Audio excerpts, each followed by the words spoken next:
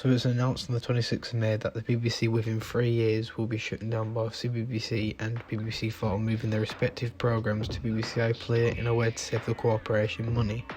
This was a similar move done by the BBC in 2016 when shutting down BBC 3, though during the online period on iPlayer and its late hour time slot on BBC One, 3 showed a very good viewership with its new programming as the online move almost resurged the channel. Seeing the success, the BBC announced plans of bringing 3 back, and on the 1st of February, BBC 3 returned to TV. Now I only bring that up because I don't unfortunately think that there'd be that same success for both 4 and CBBC, which is a shame,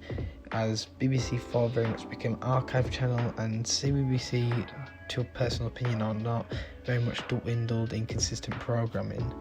It's saddening that whilst I very much tuned out the channel years ago, the new generation won't be able to experience CBBC on TV, and what is even sadder is that there will be homes that might not have access to iPlayer, so to dedicate an entire plan to moving CBBC to a streaming service where half your audience might not even have that is stupid.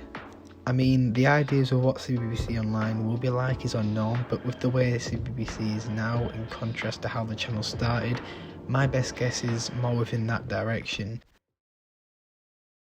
This may sound quite eerie, but I must bring this up as I did have plans to create a video on this, but then this news came out, so I'm just going to mesh it together instead. The Dumping Ground, which is the channel's longest running show that's still airing now, is on its 10th season, a celebratory season you could add, and yet half the cast is jumping ship this season.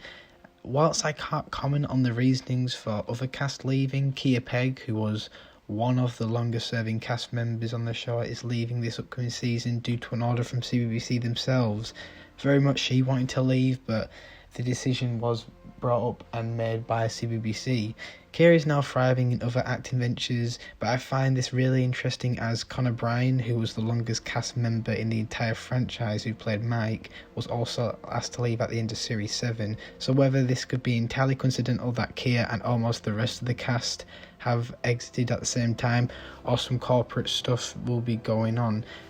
Whilst I don't entirely enjoy the certain way the show is now, I can add that the recent season was refreshing. I would just hate really for the show to be a shell of its former self, especially since CBBC is trying to cling to that Tracy Beaker franchise recently, especially given the success of My Mum Tracy Beaker, in which its first episode absolutely shot up overnight in terms of viewership. And it's interesting as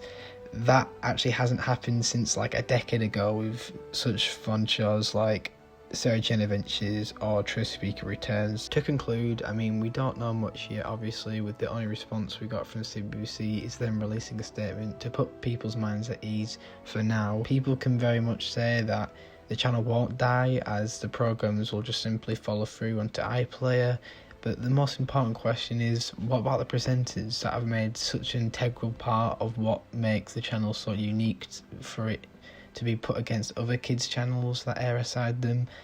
What happens to our CBBC legend Phil Fletcher?